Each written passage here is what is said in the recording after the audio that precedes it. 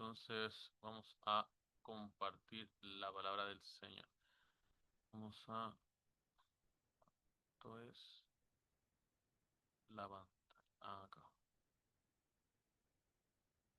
Ok.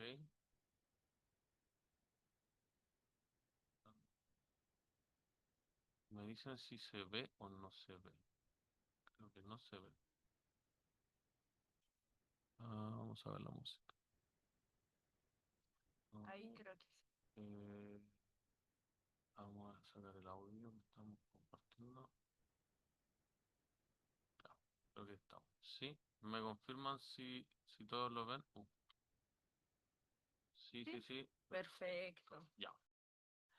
Hermanos, entonces, ¿cómo estaban los pastores? Me te va a acercar bien a esto.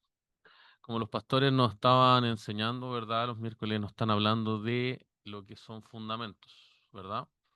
Y parte de los fundamentos es el tema de, más que el rol de la mujer, porque ya hemos escuchado bastante de la mujer, del rol, vamos a hablar de el ministerio de la mujer, ¿verdad? Em, entonces, ya, por mucho tiempo a la mujer se le ha, de alguna manera, quitado protagonismo referente al ministerio, específicamente en iglesias que son más tradicionales o que de alguna manera toman la palabra literal, ¿verdad? Sin tener una búsqueda mayor respecto a eso, ¿verdad? Entonces vamos a introducir el tema. Bueno, espérenme, vamos a mover esto acá. Ok. El diseño original. Bueno, Dios creó al hombre a su imagen. A imagen de Dios lo creó, varón y hembra los creó. ¿Ya? De esta manera, entonces, el Señor creó no solo al hombre, sino también a la mujer en un diseño único, en un diseño perfecto. ¿Sí? Un segundito. Acá. Aquí tenemos. Ok. La mujer tiene una gracia y un gobierno, ¿verdad? En el cual nosotros delante del Señor nos presentamos. ¿A qué me refiero con esto? Vamos a hacer un poquito, a ver si está aquí. Ya, ante la gracia de Dios, ¿verdad? Ante Dios, nosotros tenemos una gracia que es una igualdad en valor. ¿Qué significa? El hombre y la mujer fueron creados con la misma dignidad y esencia. Ambos reflejan la gloria de Dios. Amén. Ninguno fue hecho menor en su esencia que el otro, ¿verdad? Pero en el sistema de gobierno existen roles, ¿verdad? ¿Cuántos me dicen amén? Aquí yo no los veo a todos. Aquí yo les voy a decir que se muevan, que me digan amén. Amén, amén. Bien. Entonces, por ejemplo, en el sistema de gobierno existen funciones diferentes, ¿verdad? Aunque tienen un igual valor, fueron diseñados con roles complementarios. Por ejemplo, a ver, sabemos que, adelantándose un poquito, el hombre es cabeza de la mujer, ¿verdad? Y Cristo es cabeza del hombre. Pero ¿qué significa esto? No es que la mujer no tenga cabeza, que la mujer tenga que sujetarse a cada hombre, ¿verdad? Dice que la mujer tiene que ser sujeta a su esposo, ¿verdad? Y cuando la mujer es soltera, cuando no tiene un esposo, se sujeta a Cristo, que es la palabra. Amén. A los padres también. En ese caso, el marido tiene funciones distintas, ¿verdad? El hombre es el que provee, ¿verdad? En el diseño normal y natural, es la mujer la que contiene, la que está en la enseñanza de la casa también. Entonces, es un diseño complementario. Cada uno cumple una función, ¿sí? Ninguno menoscaba al otro, ninguno se enseñorea del otro, sino cada uno tiene su función. Amén. Entonces no vamos a indagar mucho en eso porque eso ya también se ha hablado mucho. También lo que es la ayuda idónea. Existen dos palabras, ¿verdad? Que es ser, que significa ayuda, y neguet, que es idónea. Bueno, la palabra hebrea también se aplica a Dios a Dios mismo como socorro de su pueblo. Es como una contraparte de cónyuge, alguien que comparte el yugo. ¿Ya? Entonces, por tanto, la mujer no es inferior, sino es complementaria, ¿verdad? Es una ayuda idónea. Eso podemos indagar bastante. Por ejemplo, idóneo no es como que es ideal necesariamente, sino una persona que complementa o hace que la persona no se equivoque, ¿verdad? Cuando el hombre va con una idea y se centra solo en una idea, y la mujer la que dice, puede que no. ¿Sí? Eh, sigamos. Ok, aquí es donde, aquí es donde muchas personas divergen un poco en cuál es la función de la mujer y por qué está donde está. Por ejemplo, la caída y sus consecuencias, ¿verdad? En Génesis 3:15, ahí sí pueden tomar apuntes, a ver, voy a ver un poquito si están anotando. Aquí, eso, ahí, vamos a ver si tiene la cámara encendida. Hermanos, si quieren encender la cámara, sería increíble. Ok, entonces, Génesis 3:15 dice, y pondré enemistad entre ti y la mujer, y entre tu descendencia y la descendencia suya. Esta te herirá en la cabeza y tú le herirás en el calcañar, o sea, en el talón, ¿sí? Acá, ahí abajo. Entonces, acá podemos ver que Eva fue engañada, desobedeció y rompió lo que era el orden divino, ¿verdad?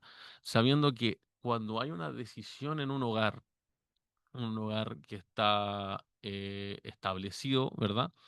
El hombre que es el que va a tomar la decisión final, ¿verdad? El que va a decidir que esto se hace de esa manera o no. En el caso de la esposa, el esposo, en caso de las solteras, lo ven con los padres, en el caso de otras situaciones, ¿verdad? La mujer y Cristo la que toma la decisión en el hogar. Amén.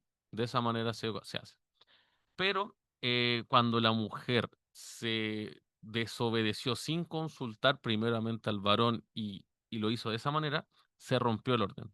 Entonces, muchas veces pasa que en una relación, eh, la mujer tiende a complementar y a llenar lo que el hombre no hace. Me explico. Si el hombre no es un hombre posicionado, determinado, la mujer comienza a tomar ese rol. Entonces empieza a tomar lugar la serpiente dentro de ese matrimonio, dentro de esa relación, ¿verdad? Se empieza a tergiversar el diseño que el Señor puso, ¿verdad? Entonces, ese es parte de lo que está, del problema que hubo en este contexto que estamos recién abordando, ¿sí? Em, sigamos. ¿Qué pasa cuando se rompe el diseño?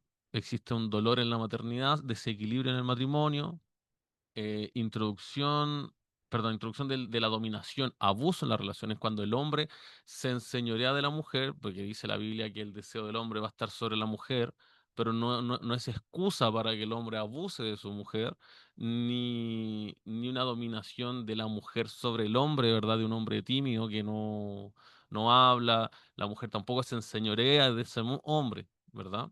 También la mujer pierde autoridad dentro cuando se cae en ese sistema jezabelico, ¿sí?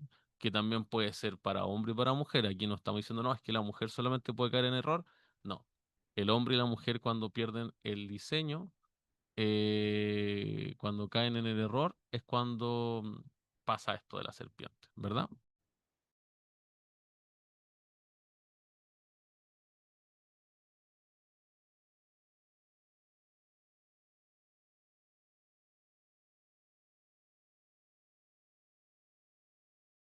Aló, aló. Estaba muteado. Ya. Ok, sigamos. Bueno, la sujeción bíblica, ¿verdad? La sujeción bíblica es voluntaria, se basa en el amor, ¿verdad? Nunca en el abuso. Aquí en Efesios 5:22, los que tienen Biblia pueden leer, los que no se acercan a un cristiano, dice, las casadas estén sujetas a sus propios maridos como al Señor, ¿verdad? Eh, mm, mm, mm, mm, sí. Y la mujer transmite fe a sus hijos como lo oída Eunice, ¿verdad? Acá hay un versículo que dice, en 2 Timoteo 1:5. Trayendo a la memoria la fe no fingida que hay en ti, la cual habitó primero en tu abuela Loida y en tu madre Eunice, y estoy seguro de que en ti también. Acá hay un fragmento de este verso, nos habla de que la mujer transmite fe a sus hijos, ¿verdad? Como parte del diseño de Dios. Perfecto. Eh, continuamos. Sí, está aquí. Ah, ok. Vamos a un poquito, ya vimos el tema del inicio, ¿verdad? Viene al inicio en Génesis. Ahora vamos parte del contexto histórico. Acá hay muchos, unos versículos que son un poquito, que se pueden tomar de una forma muy religiosa y pueden tergiversar el diseño original, ¿verdad? Acá en 2 Timoteo dice, la mujer aprenda en silencio con toda sujeción, porque no permite a la mujer enseñar ni ejercer dominio sobre el hombre, sino estar en silencio.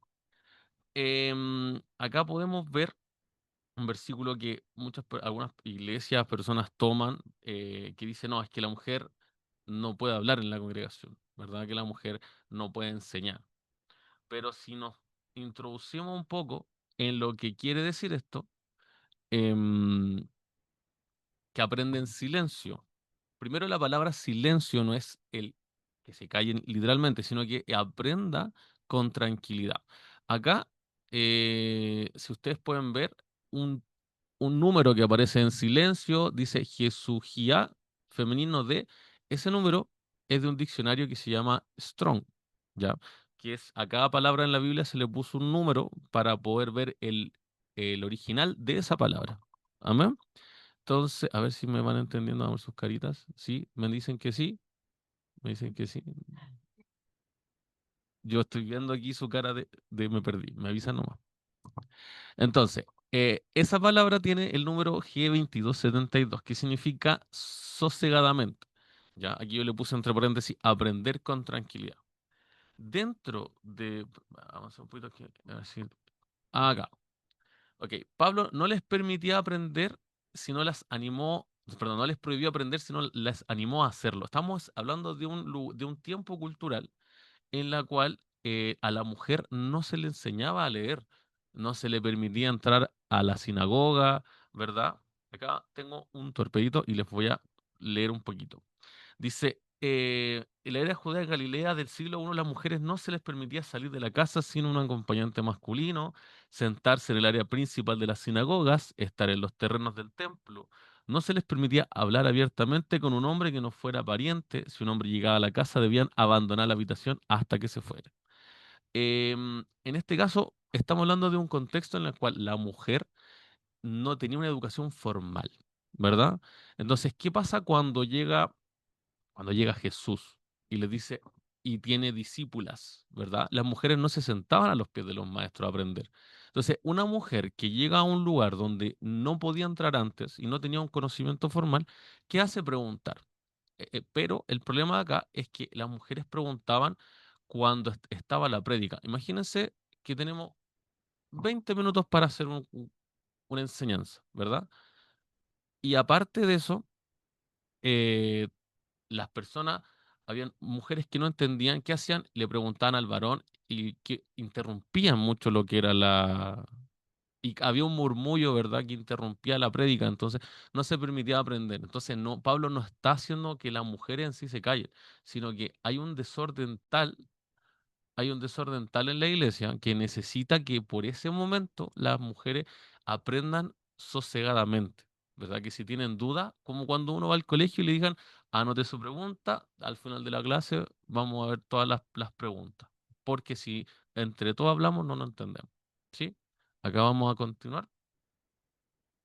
Em, la instrucción Cayen no era universal ni permanente, sino era una medida temporal. Ese para se me fue. Bueno, Pablo no solamente en este contexto corrigió a las mujeres, sino también corregía a los hombres, ¿verdad? A falsos maestros. Acá tenemos a 1 Timoteo, acá. Bueno, en 1 Timoteo lo hace, a los que hablan en lenguas, ¿verdad? Acá habían falsos maestros, le decía, bueno, el versículo no se lo vamos a leer ahora porque tenemos muchos versículos. Había mucha falsa doctrina, ¿verdad? Entonces sumamos a las mujeres que están preguntando constantemente qué estamos hablando, sumado a los falsos maestros, sumado a los que hablaban en lenguas. Y los que hablaban en lenguas no de una manera que nosotros lo hacemos, que decimos, hermano, ora en lengua. Acá, mire, acá está el versículo, mi esposita me lo puso. Dice, de 1 Timoteo 1:20, de los cuales Himeneo y Alejandro. a quienes entregué a Satanás para que aprendan a no blasfemar. ¿Ve? Aquí Pablo está callando gente, hombres, que están blasfemando, que están enseñando mal. A los que hablan lenguas que no tienen una interpretación, ¿verdad? Que están interrumpiendo constantemente y no hay una enseñanza de qué está hablando el hermano, ¿sí?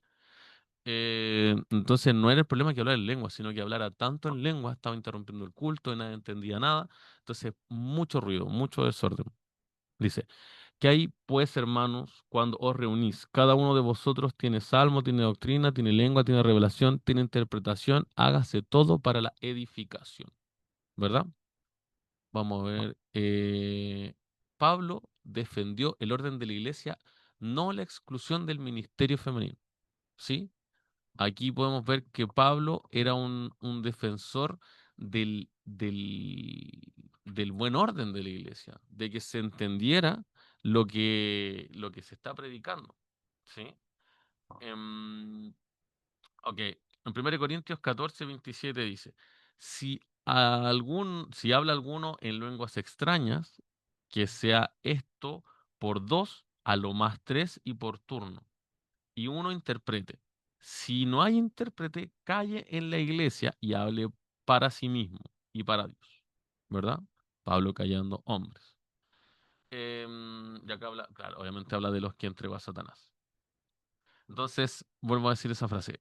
Pablo defendió el orden en la iglesia, no la exclusión del ministerio femenino. ¿Ok? Entonces, estamos hablando de que, con un poquito en resumen, cuando la mujer está dentro del orden de Dios, en la cual se sujeta a Cristo, se sujeta a sus padres, se sujeta a su esposo, ¿verdad? Sin ocupar el lugar del esposo. Y acá vamos a entrar en estos ejemplos que como estábamos haciendo este estudio lo conversamos con mi esposa. Cuando no hay un hombre en el hogar, ¿verdad? La mujer tiende a tomar un rol. Mi mamá también en algún tiempo decía, no, es que yo soy hombre, yo soy papá, yo soy mamá. Y en ese tiempo, claro, uno puede decir, no, es que la mujer toma dos roles. Aquí en Cristo no es de esa manera. La mamá toma su rol de mamá. Y aquí tenemos a Cristo, tenemos a Dios como Padre, ¿verdad? Y la enseñanza es a los hijos, pídele a tu Padre Dios. Yo voy a dar un ejemplo para no hacerlo tan largo. Eh, mm, de que tengo uso de razón, mis papás estaban separados. Entonces, mi mamá era la que me aconsejaba, gracias a Dios conocimos al Señor muy pequeño, mi mamá era la que me daba consejos, me daba, ¿cómo se llama? Me enseñaba cosas de la vida, ¿verdad? Pero siempre mi foco fue mi Padre Dios. Yo iba y decía, Señor, necesito un par de zapatillas, Señor, y era el Padre que se manifestaba en mi vida como, valga la redundancia, como un Padre. Amén. ¿Se entiende? Me levanta su manito, por favor, aquí. Gabriela, hermana Irma, hermana Carmen, hermana Elba, hermana Priscila. Sí, ok, perfecto. Entonces, vamos a continuar. Aquí mi esposa. Ahí mi esposo les daba un poco del contexto. Hicimos un pincelazo, por decirlo así, del diseño de la mujer. Si alguien quiere profundizar más, le invitamos a ver la prédica anterior donde predicó Felipe y hizo énfasis en cada punto que de alguna manera les explicamos, ¿sí? Como mi esposo decía, nosotros empezamos a estudiar y veíamos que, por ejemplo, un matrimonio donde no está Dios, un claro ejemplo es la unión de Jezabel y Acab, que era una unión en desorden, fuera del diseño de Dios, y no solo en el matrimonio, sino queríamos hacer énfasis cómo las mujeres a lo largo de la historia tuvieron que sufrir mucha persecución, tuvieron que sufrir y romper muchas barreras para lo que hoy día estamos viviendo. No vamos a exaltar a la mujer porque en la mujer y en el varón reside la gloria de Dios, pero necesitamos tener también un poco de conocimiento acerca de esto, ¿sí? Vamos a continuar. Bueno, a ver, ¿quiénes son discípulos? Creo que esa es la manera más fácil de empezar para hablar del ministerio de una mujer como tal.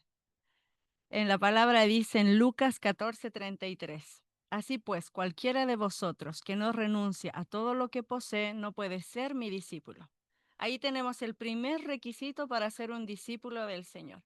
No dice tiene que ser varón, no dice tiene que ser mujer, anciano, anciana, niño, niña, ni siquiera la cultura. Por eso hasta hoy los discípulos de Jesús siguen siendo por miles. Pero ¿a qué se refiere un discípulo?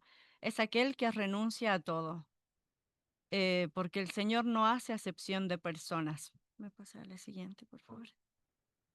Etimológicamente, discípulos deriva del latín discípulos, que significa alumno, estudiante o seguidor, y de este a la vez dice que en latín significa discere, que significa aprender. A raíz de esto nace una palabra que ahora es muy común entre nosotros, que somos una iglesia profética, discernir, que en realidad etimológicamente significa tomar y aceptar. Entonces, cada discípulo de Jesús contándonos a nosotros y los que vienen, ¿qué hicieron? Tomaron y aceptaron seguir a Jesús, ¿sí? Ahí les voy a leer un versículo que está en Juan 12:3, que dice, entonces María tomó una libra de perfume de nardo muy caro y lo derramó sobre los pies de Jesús y se lo secó con sus cabellos y la casa se llenó del aroma del perfume. ¿Qué nos quiere decir? Que esta mujer, en esa época todos saben que el nardo era como lo más caro que había. Históricamente se dice que esto tenía el valor de un sueldo de 600 días, ¿era que leímos? Entonces, esta mujer, ¿qué estaba haciendo? Estaba entregándolo todo. Pero también podemos ir a Lucas 7:44. Si alguien me quiere acompañar ahí o está tomando apuntes, ¿qué dice? Y Jesús dijo, ¿ves a esta mujer? Entré a su casa. No me diste agua para los pies, pero ella me ha regado los pies con lágrimas y los ha enjuagado con sus cabellos. No me diste beso, pero desde que entré no has cesado de besarme los pies.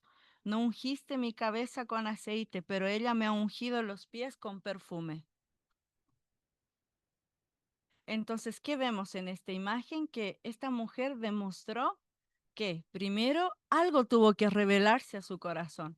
Muchas veces leemos estos versículos y los conocemos como cristianos, pero usted se imagina, estaban los discípulos alrededor de esta mujer, pero ¿a quién se le reveló esto? A una mujer. Imagínese la importancia de lo que Dios estaba haciendo en este momento. Estaba reconociendo el diseño de la mujer, porque si durante la historia la mujer fue tan perseguida, tan atribulada, tan maltratada, ahora vemos que el Señor que estaba haciendo, redimiendo a la mujer. ¿Y qué pasó en ella? Algo se le reveló en su corazón que dijo, ¿sabe qué? Yo voy a comprar este perfume y voy a ir a ungir los pies de Jesús. ¿Sí? Sí, por favor. Ahora vamos a hacer como un vistazo a los 5 ministerios, ¿sí?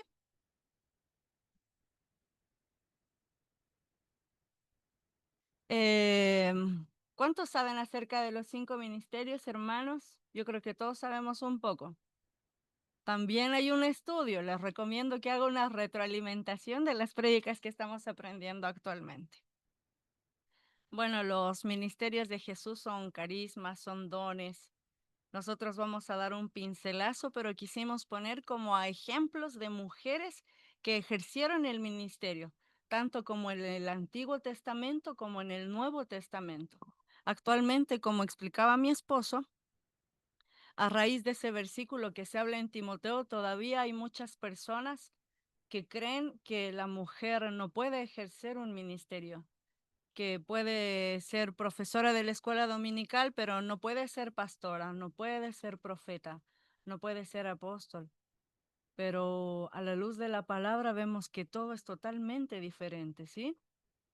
Yo creo que más de uno aquí hemos escuchado algún comentario de esos o de alguna manera venimos de una iglesia así, pero ¿qué está haciendo el Señor? Está trayendo luz a través de su palabra. ¿Qué era un apóstol? Apóstol en su significado real significa quien ha sido enviado. Los apóstoles fueron los primeros testigos de Cristo comisionados por él tras su resurrección para proclamar su ministerio. En la Biblia encontramos que habían como dos ejemplos. Actualmente todavía están como en esa disputa. Por eso no los escribimos acá. Nos hablaba, por ejemplo, de María Magdalena, que es la primera mujer que va a ver a Jesús cuando resucitó y fue enviada por él a comentarle a sus discípulos que el Señor había resucitado, y también con Junias, que era una mujer a la que Pablo reconoce como una mujer importante entre los apóstoles. Pero a raíz, por ejemplo, de este último ejemplo, hay como mucha disensión de saber si en verdad era femenina o no era femenina. Y claramente podemos ver que la Biblia ha sido traducida y es inspiracional, ¿verdad?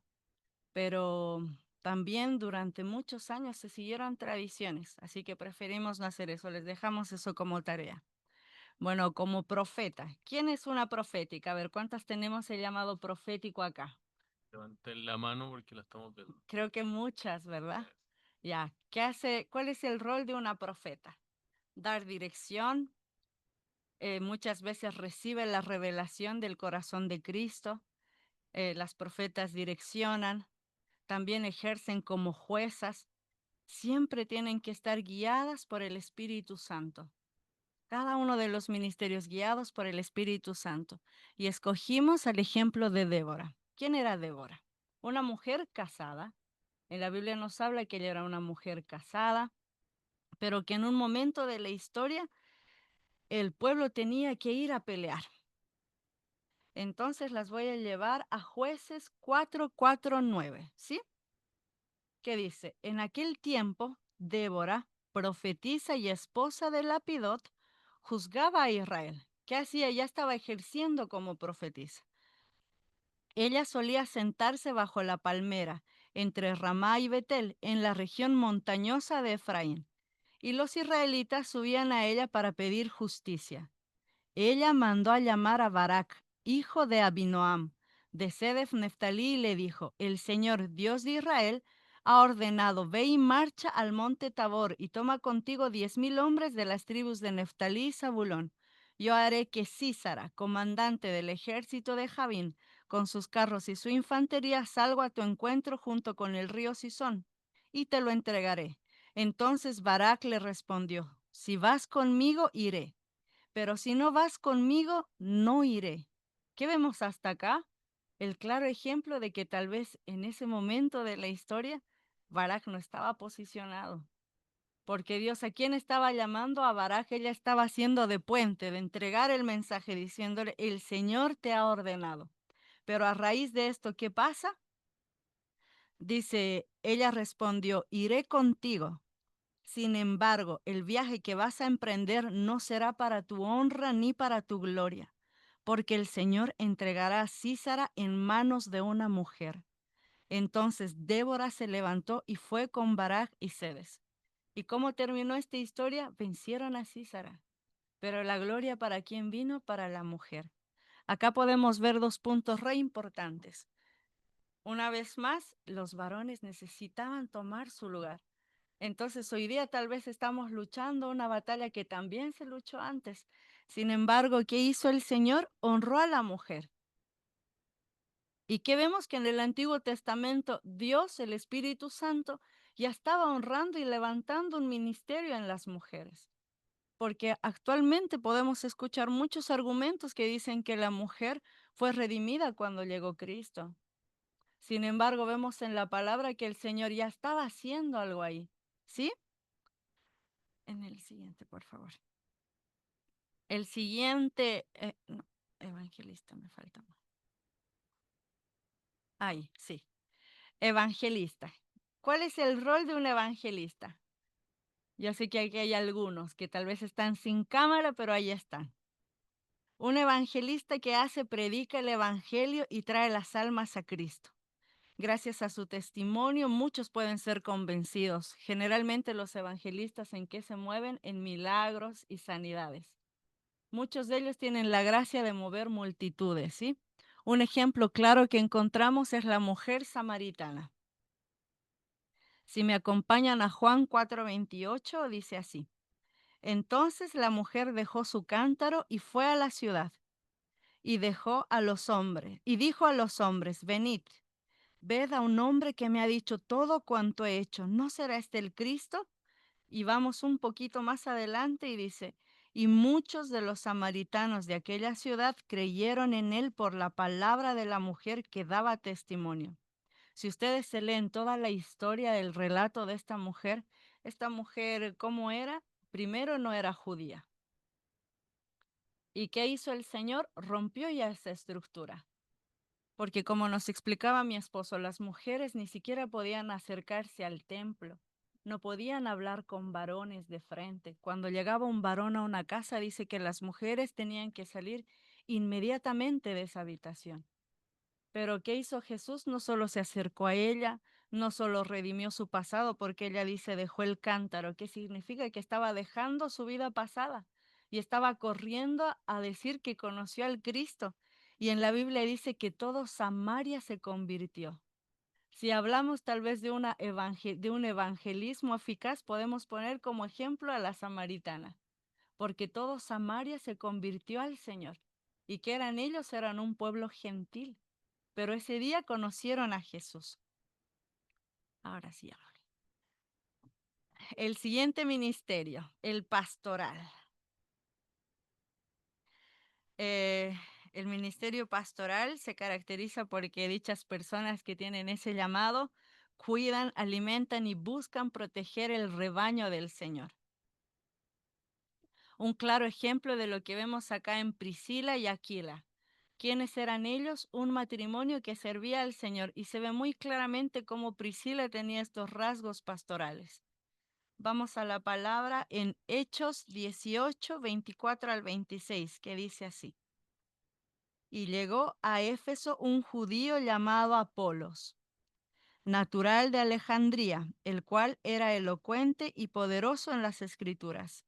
Este había sido instruido del camino del Señor y con gran fervor hablaba y enseñaba acerca del Señor, pero solo conocía el bautismo de Juan. Y comenzó a hablar con denuedo en la sinagoga. Y Priscila y Aquila lo oyeron. Tomándole aparte, le expusieron más exactamente el camino al Señor, que nos dice que lo estaban instruyendo. Reconocieron que en Apolos había un hombre que amaba el Evangelio, pero ¿qué hizo un pastor? ¿Qué hace generalmente un pastor de forma natural? Guía a las ovejas, ¿verdad?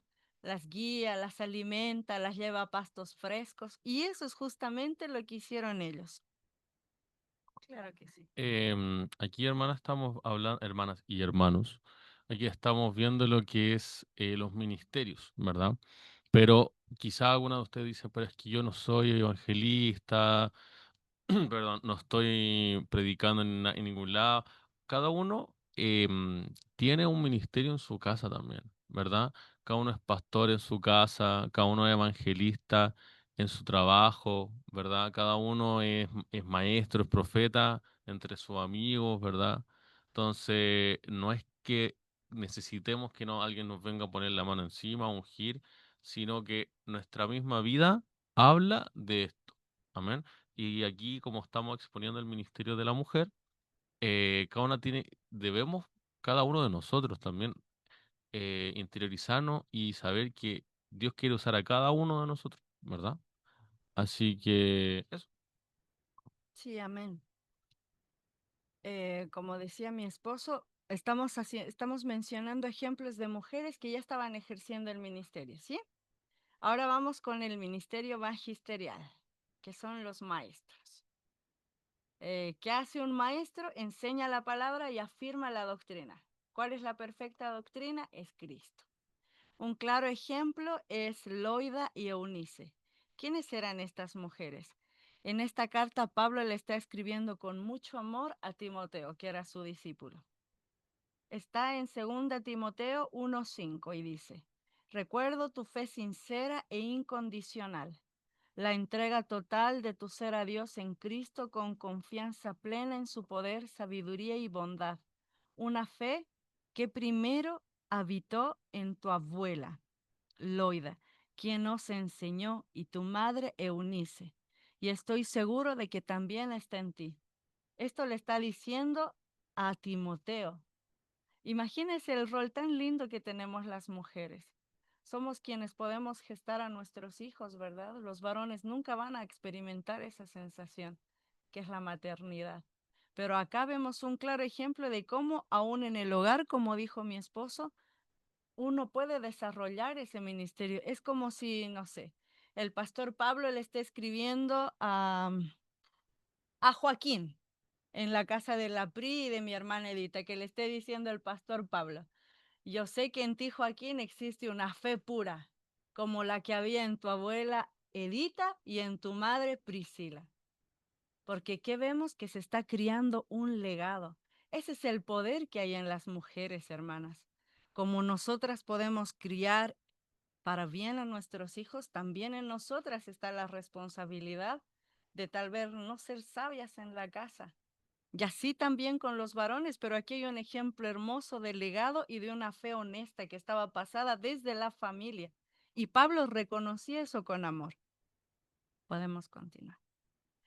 Después, ¿quiénes continúan? Los ancianos y los diáconos. Los ancianos. Ellos realizan un rol de supervisión. Dirigen, enseñan, cuidan la congregación, perdón. Vemos en Tito 1:5 cómo el Señor manda y dice: exhorto pues que se nombren ancianos en cada ciudad como yo os mandé. Entonces en el deseo estaba que existan estos ancianos, porque ¿qué hacen? Ellos supervisan, dirigen, apoyan la labor ministerial de nuestros pastores.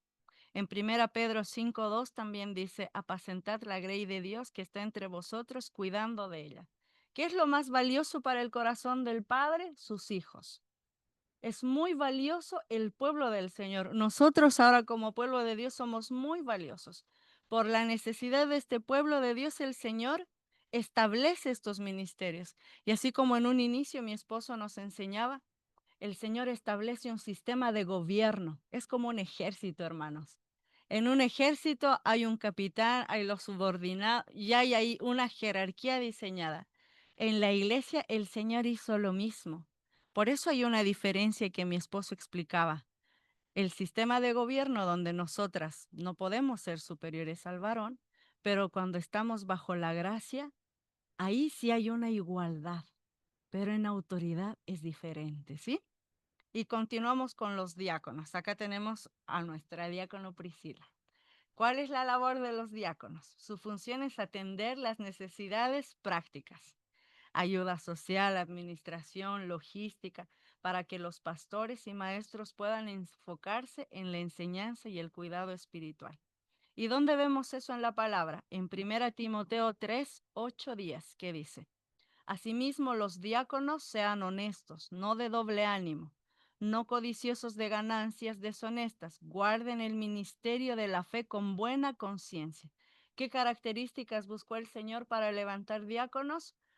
Personas honestas, mujeres honestas, que no tengan doble ánimo, que no tengan amor al dinero.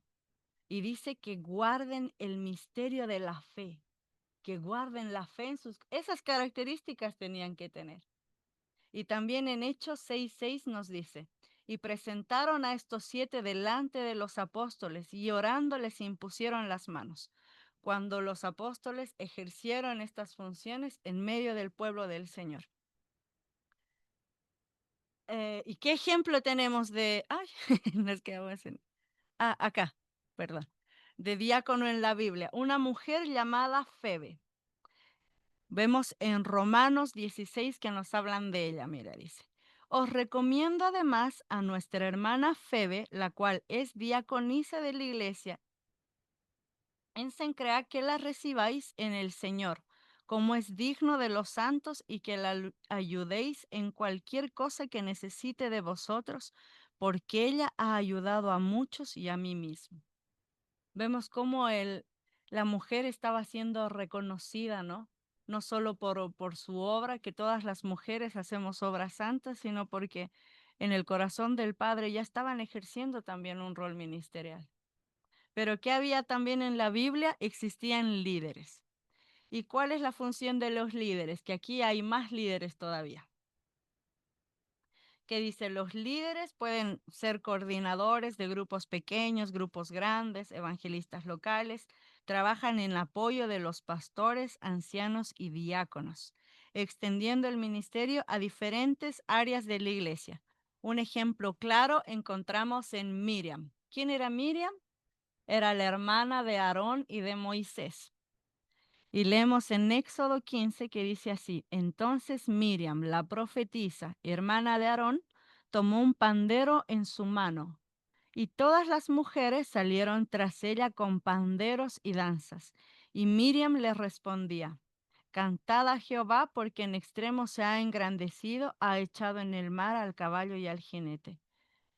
¿Qué vemos en Miriam? Ya tenía el título de profetisa, pero ella estaba liderando y coordinando un pueblo en la alabanza. Porque, ¿qué dice? Mujeres salieron tras ella.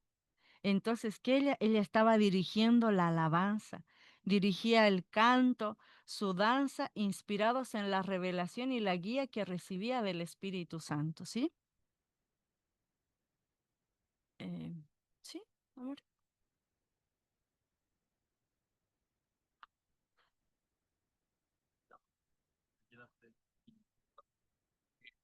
Allí, como reconto, como recuento, vimos, ¿verdad?, el diseño de la mujer, vimos también, ¿verdad?, los tipos de ministerio, ¿verdad? Eh, cuál es el diseño de la familia, el diseño ministerial de la mujer, que no es una mujer que se calle, sino que es una mujer que dirige, que está atenta, ¿verdad? Que no toma un rol que no le corresponde, igual que un hombre no toma el rol de una mujer, ¿verdad? Así una mujer no toma el rol del hombre, sino que Cristo nos viene a complementar. Amén. También ahora vamos a mostrar algunas mujeres que hicieron historia dentro del cristianismo, ¿verdad? Y que fueron llenas del Espíritu Santo. Acá, Guille Esposita.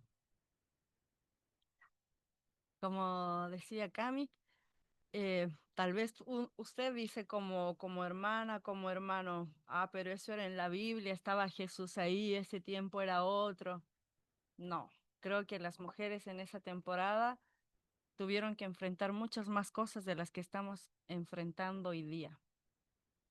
Y actualmente en este mundo real que ya conocemos y en el que estamos habitando, también hubieron otras mujeres en la historia que resaltaron tal vez por la llanura del Espíritu Santo que había en ellas. Como, ¿empieza usted, oye? Ya. María Woodworth. Ella nació en 1844 y murió en 1924. ¿Quién era esta mujer? Era la precursora del movimiento pentecostal moderno. Ahí en la foto, por ejemplo, no sé quiénes pueden ver la foto. ¿Reconocen al varón que está ahí? ¿Quién es? Un super evangelista llamado Billy Graham, un hombre de fe. Y ahí la mujer anciana se llama Corrie ten Boom. No sé si la pronuncio bien. Aquí vamos al torpeo porque tampoco yo es que conociera mucho a esta mujer, pero la vamos a mencionar. Corrie ten Boom de 1892 falleció en 1983. Durante la Segunda Guerra Mundial salvó a cientos de judíos perseguidos por los nazis. Después de ser pionera en un campo de concentración, predicó el mensaje de perdón y restauración en más de 60 países. Su vida refleja el fruto del Espíritu Santo en medio del sufrimiento, ¿verdad? Y acá hay una frase, esposita, si usted la quiere mencionar. Bueno, dice, la sanidad del mundo no descansa en nuestro perdón ni en nuestra bondad, sino en los suyos. Cuando Dios nos ordena amar a nuestros enemigos, junto con el mandamiento, nos da el amor que necesitamos. Claro, por ejemplo, esta era una de las frases que escogimos con mi esposo porque en ella lo que se ejerció e impactó a mucha gente fue el perdón. Imagínense cuántas mujeres todavía no tenemos 53 años. Todavía yo no tengo 53. ¿Cuántos varones por ahí ya no tienen 53? No. ¿Y cuántos tal vez ya lo tienen? Lo hermoso de esta historia es que esta mujer a los 53 años comienza su vida ministerial.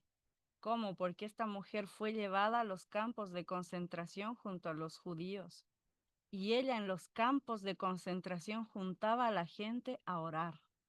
Entonces dice que cuando ella sale de los campos de concentración, se encuentra con uno de los soldados que las torturaba, porque ella junto a su hermana entraron a los campos de concentración y solo se libró ella. Y dice que cuando lo ve, tuvo que experimentar el verdadero perdón de Dios. Entonces ella va y lo perdona y esta persona se convierte al Señor a causa del testimonio de esta mujer. Pero imagínense que a los 53 años esta mujer empieza a testificar y ejerce su ministerio como por 30 años más, viajando por el mundo, contando su testimonio, su historia y gana mucha gente para Cristo. La siguiente mujer es Gladys. eh, Aylward, 1902-1970. Muy bien. Les voy a comentar. Dice, misionera en China. Se convirtió a los 14 años y a los 18 años viajó a China luego de leer Nehemías 2. Tenía una de las de inquebrantable de, perdón, tenía una de las inquebrantable, perdón, era protección de Dios, conocida por su valentía al rescatar a más de 100 niños durante la guerra civil. Predicó el evangelio en lugares peligrosos, confiando plenamente en la guía del Espíritu Santo. Dice, es un modelo de fe radical y obediencia. La frase es, yo no era la primera opción de Dios para... Ok, yo no era la primera opción de Dios para lo que hice en China. No sé quién era. Debió haber sido un hombre instruido. Yo no sé cómo sucedió. Quizás él murió o no estaba dispuesto. Y Dios miró hacia abajo y vio a Gladys Aylward y dijo, bueno, ella está dispuesta. Imagínese, hermana, todavía después de que Jesús nos redimió, resucitó, el contexto de ella es que estaban en plena guerra.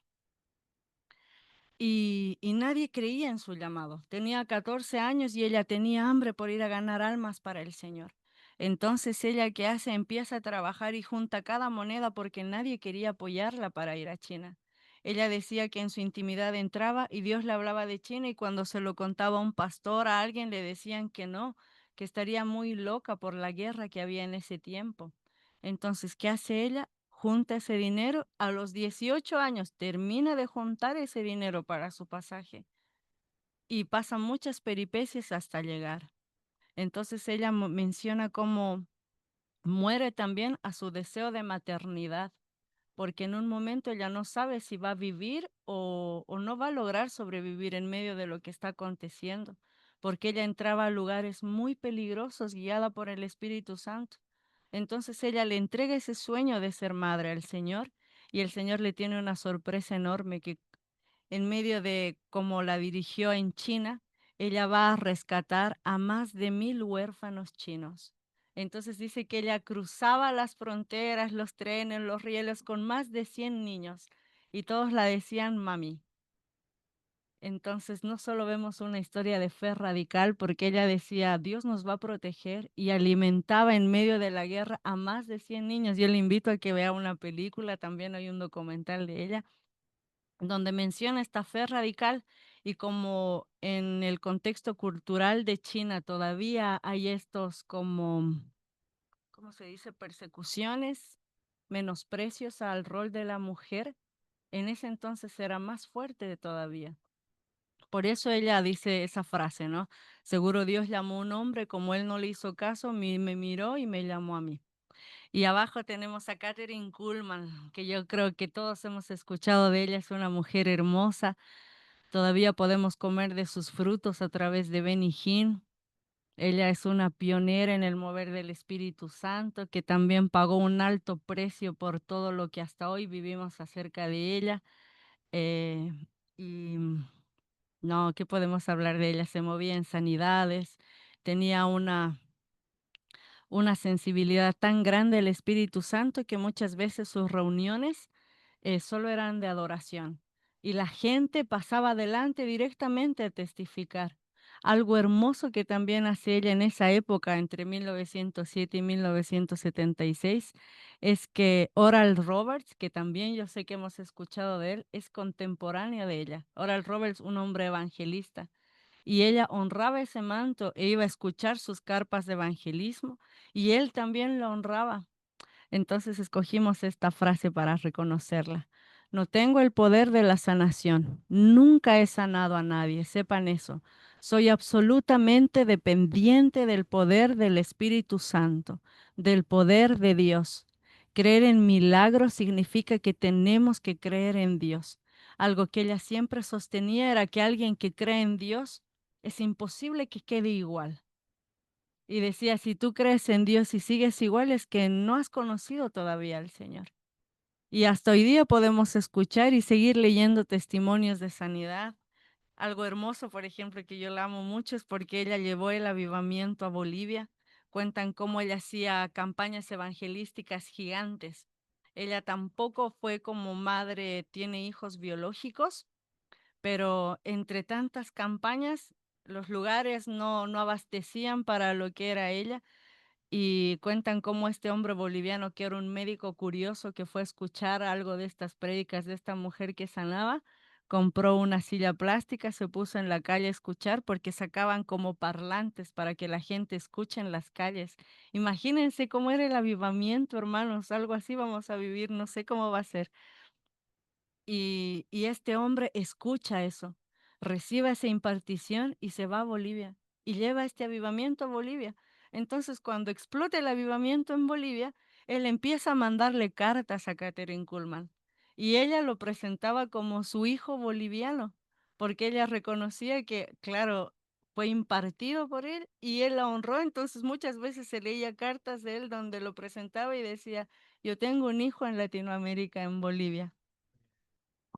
Cuando, cuando fui, ¿cómo se llama? Hace un tiempo a Bolivia, de donde es mi esposa, en la plaza central hay un monumento, un monumento al Espíritu Santo, al avivamiento que hubo en ese tiempo.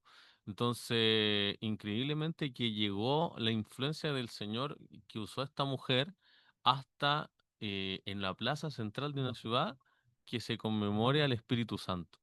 Entonces, son legados que nosotros podemos tener, como decía mi esposa, comer esos frutos. Amén.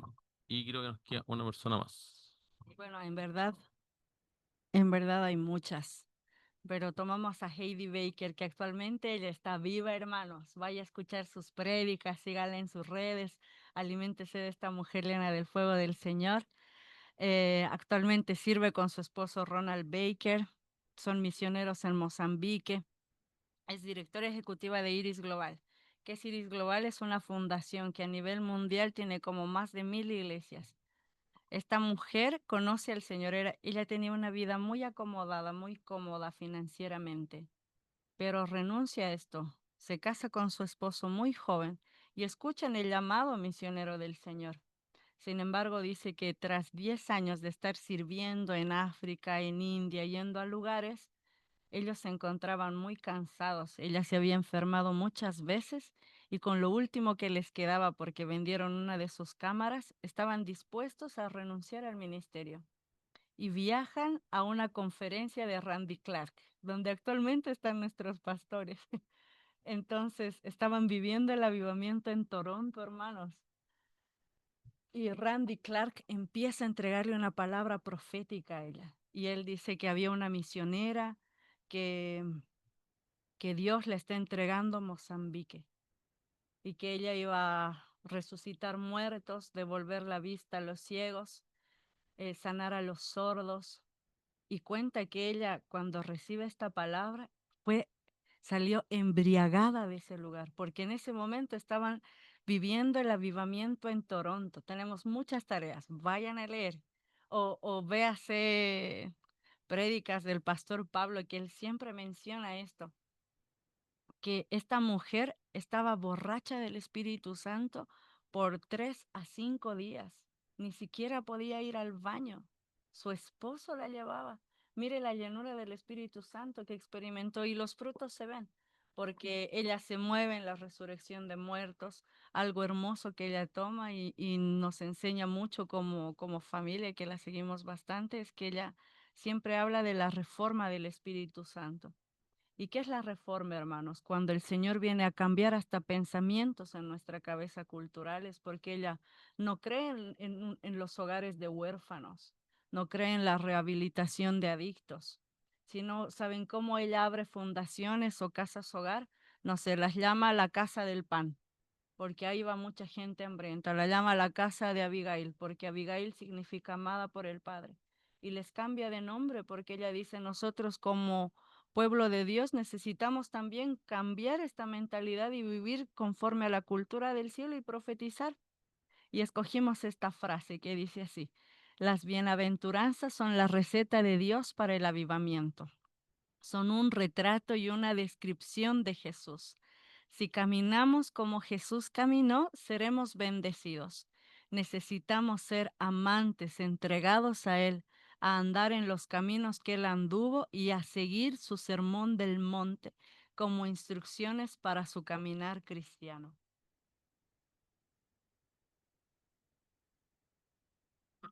Bueno, em, pregunta para todos los que estamos aquí. ¿Eres discípulo de Jesucristo? Si es así, ¿no te alegra que no dependa de quiénes seamos nosotros, hombre o mujer, sino de quién es Él? El reino de Dios necesita tanto a hombres como a mujeres, trabajando juntos en obediencia, amor y poder del Espíritu Santo. Amén. Dale. ¿No? ¿Quiénes pueden decir hoy día que son discípulos de Jesús, hermanas?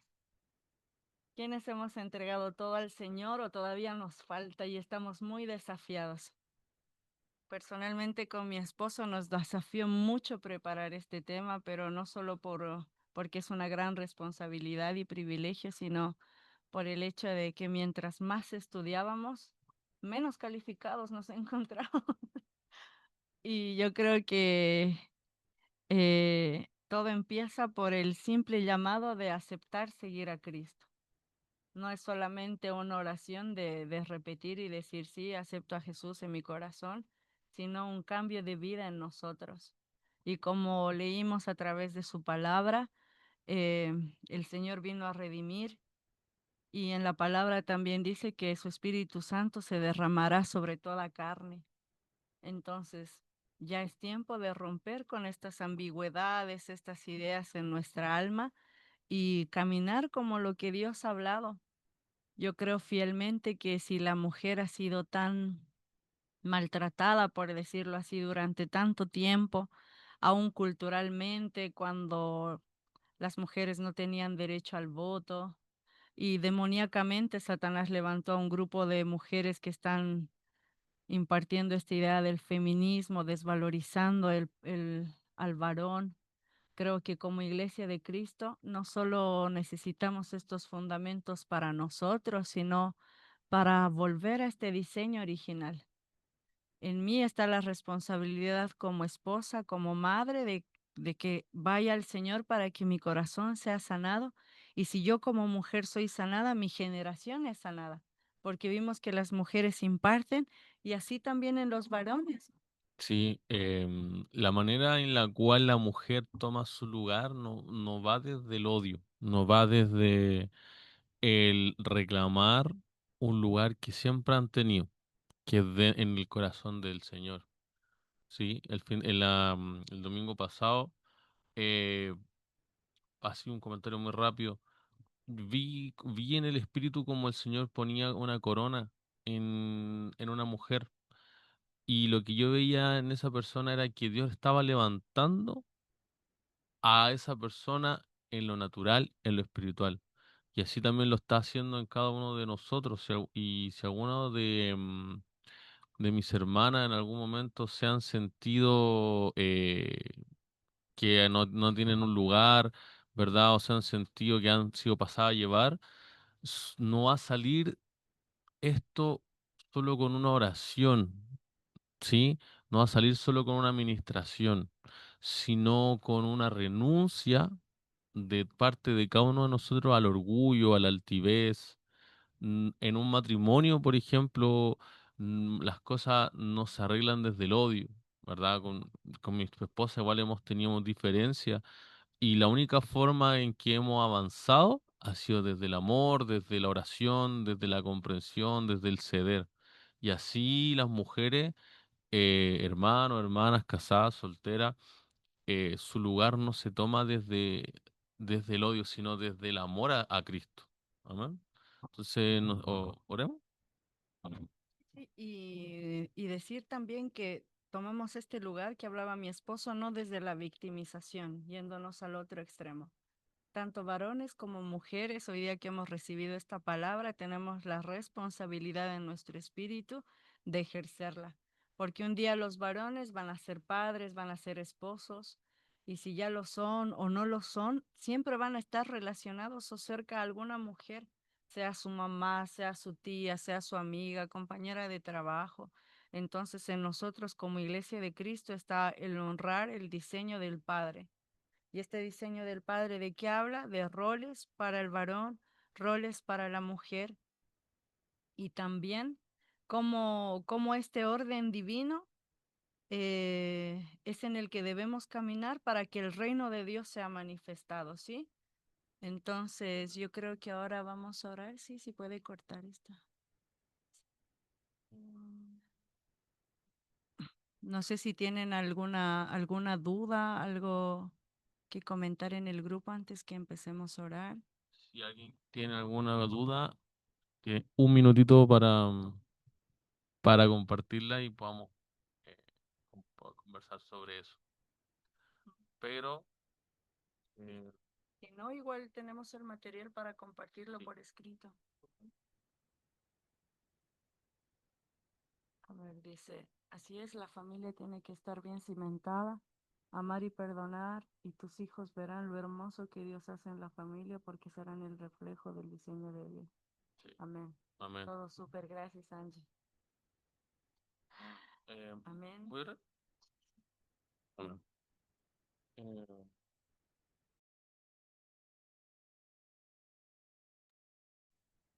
aló, ahora sí. Padre, en el nombre de Jesús, damos gracias por este día, Señor, gracias por este minuto, Señor, que nos permites compartir con mis hermanos, con mis hermanas, Señor. Em, Gracias, Espíritu Santo, por tu favor.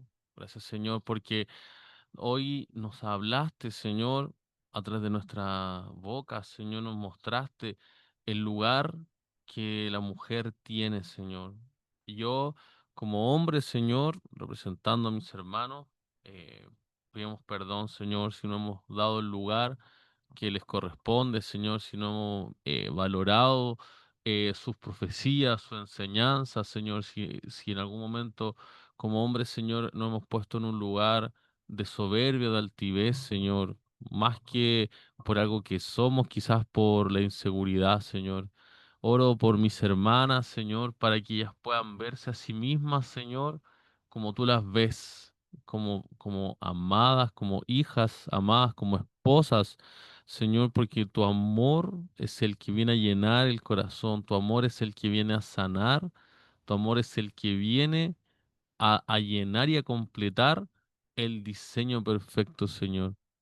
Entregamos a ti, Señor, esta palabra, Señor, que puedas dar fruto en medio de nosotros y no solamente este miércoles, Señor, sino cada día, Señor, aún en el momento más difícil, tu palabra venga a nuestra mente a recordarnos lo valiosa que son cada una de ellas, Señor, lo importante que son cada una de ellas, Señor. Que te doy gracias, Padre. Te amamos, te bendecimos, Señor, en el nombre de Jesús. Amén. Señor, y yo oro, Señor, para que tú quites todo trauma de nuestro corazón, Jesús. Si hay traumas, hay heridas, hay duda y incredulidad en nuestros corazones, Señor, a causa del dolor, a causa de la orfandad, Señor, a causa de situaciones que hirieron nuestro corazón, Señor. Ven a quitar, Padre, en el nombre de Jesús. Ven a quitar toda mentira que Satanás ha hablado a las mujeres por tanto tiempo, Señor. Porque si una mujer está herida, Padre, la familia se hiere, los hijos se hieren, Jesús. Hoy te pido que vengas a sanar, Señor. En el nombre de Jesús, ven a quitar todo trauma, Señor. Porque si nuestra identidad como mujeres, como hijas, no está cimentada en ti, Señor, no hay ministerios que puedan desarrollarse de forma pura en nuestro corazón, Jesús. Yo te pido que tú hoy obres en nuestros corazones, Señor. Obra en nuestros corazones en el nombre de Jesús, para que tu palabra, Señor, para que tu persona venga a ordenar lo profundo de nuestro ser. Ven a ordenar lo profundo de nuestro ser en el nombre de Jesús. Todo